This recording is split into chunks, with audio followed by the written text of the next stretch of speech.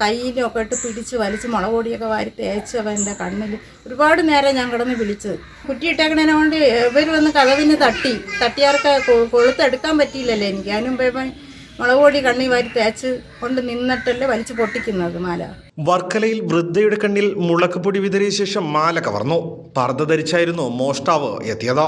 ഇന്ന് രാവിലെ 5:45 സംഭവം. വർക്കല പന്തുവിള വള്ളൂർ വീട്ടിൽ 60-കാരിയായ ഓമനയുടെ മാലയാണ് കവർന്നത്.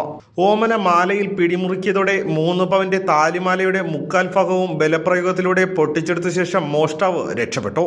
വീടിന്റെ വാതിൽ പുറത്തുനിന്നും കൊളുത്തിട്ട ശേഷം വെളിയിലുള്ള ടോയ്ലറ്റിലേക്ക് പോകാനിറങ്ങവെയാണ് പർദ്ദ ധരിച്ചെത്തിയ മോഷ്ടാവ് വൃദ്ധയുടെ കണ്ണിൽ മുളക് പൊടി വിതറിയത്.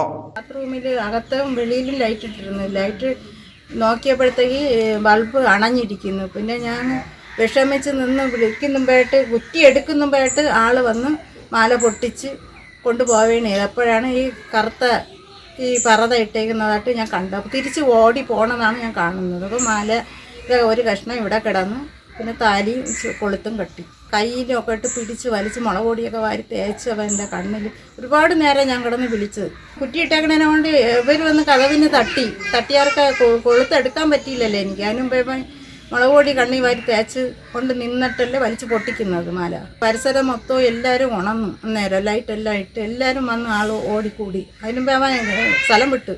ഓമന നിലവിളിച്ചെങ്കിലും വാതിൽ കൊളുത്തിട്ടിരുന്നതിനാൽ വീട്ടുകാർക്ക് പെട്ടെന്ന് പുറത്തേക്കിറങ്ങാൻ സാധിച്ചില്ല. നല്ല ഉയരമുള്ള ആളാണ് മോഷ്ടാവെന്ന് പരാതിയിൽ പറയുന്നു. ചുറ്റുമതിൽ ഇല്ലാത്ത വീടായതിനാൽ മോഷ്ടാവിന് പെട്ടെന്ന് രക്ഷപ്പെടാൻ കഴിഞ്ഞു. ബഹളം കേട്ട് പരിസരവാസികൾ ഉണർന്നെങ്കിലും മോഷ്ടാവ് രക്ഷപ്പെട്ടിരുന്നു. വർക്കല പോലീസ് അന്വേഷണം ആരംഭിച്ചു.